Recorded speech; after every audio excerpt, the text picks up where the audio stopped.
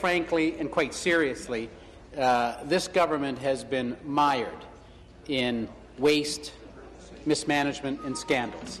And the people of Ontario have been speaking loudly and clearly about the fact that Ontario has become too expensive for them to live in. And my office, on March 21st, a couple of days ago, my office sent me an email. And it was my staff that sent me this and said, Vic, we just got a call from a fellow who asked to remain anonymous. He said he and his wife just moved back here from 20 years being out west. They have 5 university degrees between them. They were shocked at how much hydro has gone up, how little jobs still pay, and how much rent costs when compared to housing.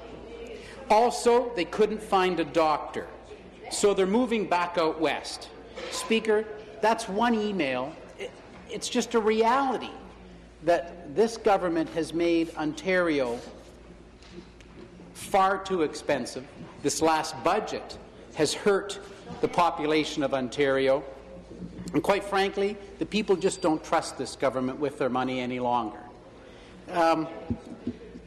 I'm going to read you another letter, Speaker. Now, this lady did give me permission to read her letter in the Legislature. Her name is Wendy Milne. She lives in my riding. And she said, hello, Vic. Firstly, I want to thank you for doing anything you can do to help seniors with the new drug proposed changes, which include raising the deductible from $100 to $170, as well as the co-payment on individual drugs. Wendy goes on to say, this is definitely going to create a hardship for myself and my husband, as we are seniors living on a low income. We both have chronic diseases that require numerous meds. We are over the max ceiling of $32,300 by $100. Sad state of affairs for seniors who have worked all their lives and paid income tax. We have had to sell our property because we could no longer afford to maintain our home. That's the kind of letter. This is an unsolicited letter. Wendy is somebody who just sent this. This is absolutely, Speaker, I will not put up with this nonsense from that side again. This is Wendy Milne, who wrote a letter. If you don't want to listen to Wendy Milne, then maybe our team will listen to Wendy Milne. They also heckled me, Speaker, when I read this letter a few minutes ago from the Legion. Now, if they wanted to heckle the Legions of Ontario, that's fine. Heckle away. But here is what I read in the member statement on the same topic. I realize, Speaker, that doubling the cost of drugs for 92% of the seniors in Ontario really hurts this government. They jumped into something. They're looking for nickels and dimes and under the couch to try to pay for their waste, their scandal, and their mismanagement. And that's how they respond to Wendy Milne in North Bay. Now, here's how they responded to the Legion. We'll hear if they heckle again. Families, this was the member statement I read a few minutes ago. Families across this province are angry at this government's decision to double the drug cost for 92% of all seniors.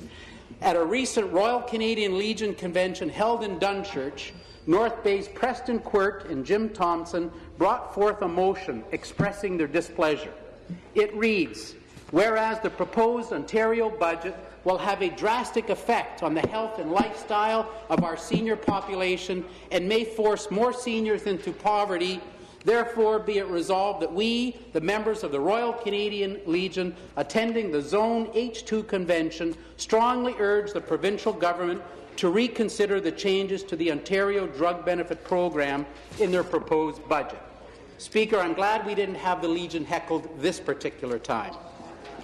Deborah Cooper Berger, the chair of the OANHSS, this is a seniors organization, heckle her away, come on, was clear yesterday when she told our Finance Committee that seniors will be forced to choose between buying food instead of medication. That's what we heard, senior. That's what we heard. Our seniors rely on their medications to stay healthy and out of the hospital. Our most vulnerable deserve better. I ended my member statement by saying, I call on the Premier to stop making seniors pay for her waste management and scandals and repeal the seniors' drug tax. Senior, we're hearing from a large group of people, whether it's the single person, Wendy Milne, whether it's Deborah Cooper-Berger of the seniors organization, or whether it's the members of the Canadian Legion. We're hearing loud and clear that they no longer have faith in this government. They cannot tolerate the fact that they're doubling their drug plan. They're doubling the drug plan for 92%. You can drink all the Kool-Aid you want in the back row over there. They're doubling the drug plan, and it's obvious that these people disrespect Wendy and Deborah and the Legion members who have voiced their opinion loudly and clearly, Speaker. There was a time in Ontario, Speaker, where families look forward to their golden years. This government is robbing them of that, of those future memories, Speaker. That's what we have to hear from this government here. So it's obvious that the people of Ontario are speaking and do not care for this government and their punitive methods of making up for their waste, their mismanagement, and their scandals. By taking this money from seniors and families, cancelling the children's activity tax credit, Speaker. They're taking the money from the kids' sports, soccer, YMCAs. That's where they're digging in the couch for pocket change, Speaker, to try to make up for the billions that they waste every day, every month, and every year. You know, $1 billion a month, Speaker, just on interest for their bloated debt that this government has created. You know, when this government took office, Speaker, debt in Ontario took 137 years, Speaker, for our debt to hit $139 billion. Took 137 years to get there. This government has doubled that debt in 10 years, and now it'll rise to $308 billion, Speaker, after 13 years. That's unconscionable with the debt that they've put. The burden that they put on families. And they have a Supply Act asking us to approve their money. Are you kidding, Speaker? Not a chance. Not a chance when they have proved that they cannot manage the money that the taxpayers give them. Speaker, it is absolutely unconscionable that they do that. So let's talk about, Speaker, some of the things that they're doing in this budget, where they're getting this money that they want to spend. Of course, they've gone to the usual sources, the sin taxes, the alcohol and tobacco taxes. They've done that, Speaker. And it's kind of an interesting thing how during last budget, when they decided to sell Hydro One, that was one of the most heinous things that they did, Speaker, was put Hydro One for sale. But again, under the guise that it'll be used for transit, and when we now know, and it has been proven by all financial institutions. In fact, the media have finally started suggesting that the actual fact from the Financial Accountability Officer that money is going to artificially balance their deficit for 2 years. And the Accountability Officer has warned us that when that charade is over in 2 years from now and we no longer have that money coming in, that the deficit will go right back up, because we have a structural deficit in this problem. That's why the people will not approve of this Supply Act, Speaker, because they have a structural deficit, and that means it's built in, it's baked in, Speaker. Their spending is higher than the revenue that they're receiving. Now, they're going to mask it for a couple of years by the sale of Hydro One. We've seen that. But that will end. The Financial Accountability Officer has told us that will end in 2 years. You're going to have 2 years of pats on the back, and then shortly thereafter, boom, you're right back because you have not resolved the structural deficit that this government has created. And they're doing the same thing, Speaker, now with the cap-and-trade tax. They are taking that money and they are putting right into the general revenue, Speaker. They will be using it, ostensibly using it, for all programs that are already approved and already budgeted for, Speaker. This is simply going to replace money that's already been committed. We've seen that. We now know that. We saw it in the actual bill. The actual bill on Schedule 1, Speaker, of the bill itemizes the items that the money can be used for, and there it is, plain as day, vehicles, subway vehicles as well, the list of everything that's already in the budget. That's why, Speaker, they have not increased the annual expenditure on infrastructure. They're merely using that money to put in infrastructure, and the money that was already there will be coming out. And that's how they're going to be balancing the budget, and that's why we will never approve a supply bill from this particular government, Speaker. If you look at some of the other things that they're going to be doing, Speaker, I talked about taking away the children's activity tax credit. I mean, you know, how low do you have to go? Well, let me add the next item, Speaker, the Healthy Homes Renovation Tax Credit. You know, I remember when they brought that in with great fanfare and how important it was, and the photo ops. Boom, now it's gone. They got their day in the sun out of it, and now it's gone. Child activity tax credit. Imagine that that's where you have to go in the province of Ontario to dig away at those vital tax credits that were once in place. And of course, as we've said many, many times, if you look at page 191 and page 192 of the budget, you'll see that they're going to be adding increasing vehicle licensing, your vehicle license, your driver's license itself, special event permits, hunting and fishing licenses, camping in provincial parks. These are all, again, Speaker, they're chipping away at the edges here. They're literally looking through the couch for nickels and dimes to try to think, how can we make up for our multi-billion-dollar deficit and all the sins of the past? And they're going to be making families, children, and seniors pay for their waste, their mismanagement, and their scandal. That's exactly what this government is doing, and that's just reprehensible, Speaker. If you look, Speaker, very closely at the budget, you're going to see what one of the results of this is. The government, the government Ministry of Finance themselves, in the last year's budget, they projected jobs will be created in Ontario. 93,000 jobs, they said, would be created in 2016.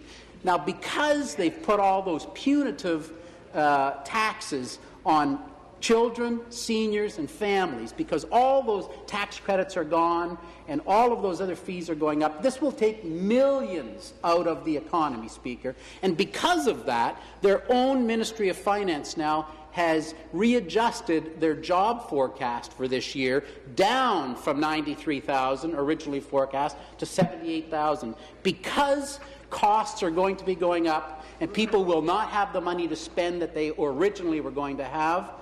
Businesses are going to suffer, and they're going to have layoffs, and jobs will not be created. They've reduced their projection by 15,000 jobs, Speaker. That is a number that's in the budget. It's not something we dispute.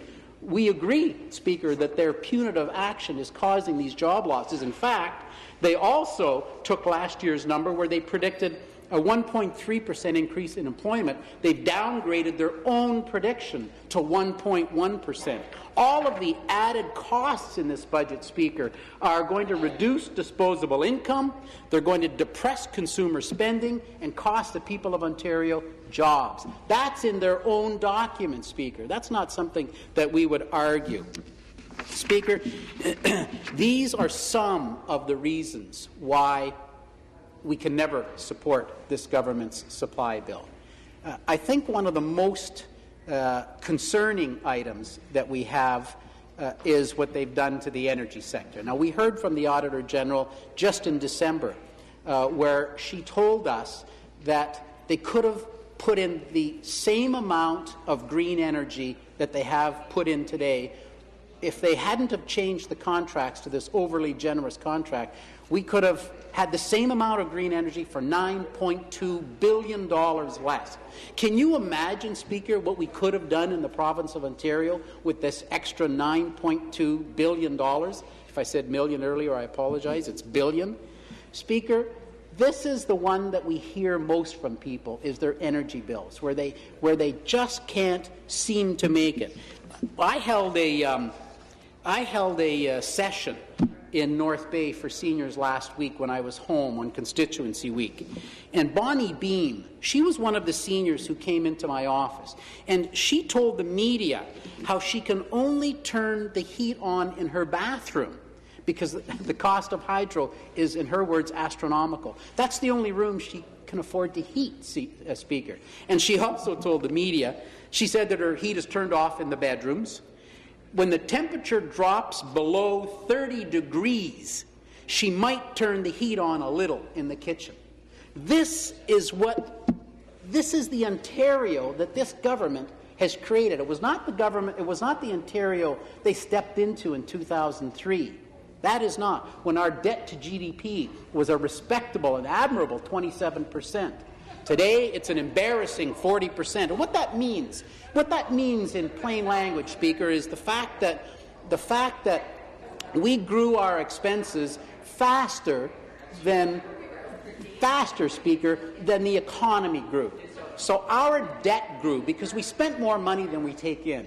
So our debt grew faster, Speaker, than the economy grew. So our debt to GDP skyrocketed to almost 40% today.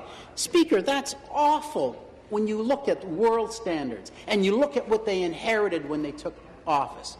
Our debt to GDP was 27%, and today it's almost 40%. This is the mismanagement that I speak about, Speaker. We talk about waste. You think of the smart meter program, $1 billion they announced. And now it turns out, according to the Auditor General, it's $2 billion, and the things don't work. They get no data coming in, Speaker, to help them make the decisions. This is when they say, Vic, what do you mean when you talk about waste, mismanagement, and scandal? Well, I could look at just the energy sector alone and give you waste, mismanagement, and scandal. But sadly, it's now pervasive. It's in every one of the ministries, Speaker. The SAMs, if you remember that. That scandal, the Mars scandal, of course the gas plant scandal, which some would call the mother of all scandals, but I'm not even sure that is accurate. And Speaker, I tell you, we bring these things out into this legislature and we talk about them, and we have to put up with the mocking and the huffing and the puffing and the eye rolling. But I'll tell you, I remember the day standing here when we asked the government on the gas plant scandal back in those days, and I'm talking about why the people don't trust this government with their money. I remember in the gas plant scandal, right?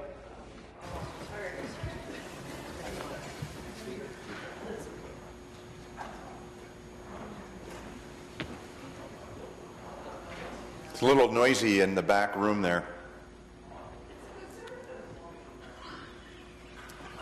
Thank you. Continue. Speaker, I remember in the gas plant scandal when we asked the government how much it was going to cost to cancel the 2 gas plants, and the answer came back $40 million. And I remember, Speaker, looking at the numbers, and we're talking about waste, mismanagement, and scandal, and this kind of incorporates all of them in one. And I remember, Speaker, saying $40 million, it just doesn't seem right. And our whole caucus, we kind of got together and thought, this can't be practical. And so we all dug into this, and a lot of our staff dug into this, Speaker, and we began to put a series of numbers together. And I remember getting the number, it was about $890 million at the time that our party assembled that in terms of the cost. And I remember standing here in the legislature and saying to the Premier, we don't believe the $40 million.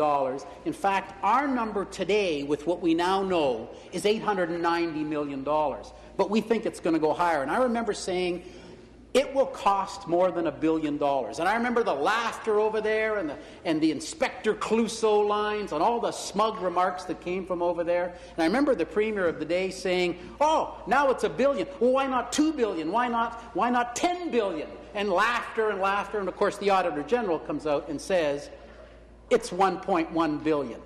So this is exactly, Speaker, why we talk about waste, mismanagement, and scandal, because that's all we seem to get from this government, and that is exactly why. And we can stand here, we all have thick skin, we're all elected, we can take the heckles and the barbs that come from the other side, but the people of Ontario have had enough. And the huffing, we can take that too. The people of Ontario, Speaker, they're the ones who have had enough. Their huffing doesn't cover over the fact that Bonnie Bean can only afford to heat her bathroom. She can't turn the heat on in her bedrooms. That's Bonnie, what she told the media last week. That's the Ontario that we live in today, where families have to choose between whether to heat or eat. That's unconscionable. And now, according to Deborah Cooper-Berger, families will have to make the decision of whether to eat or buy their medications. This is what it's come to in the province of Ontario. This is a terribly sad state of affairs, Speaker, and that is why we will not support this government supply. Thank you. Further debate?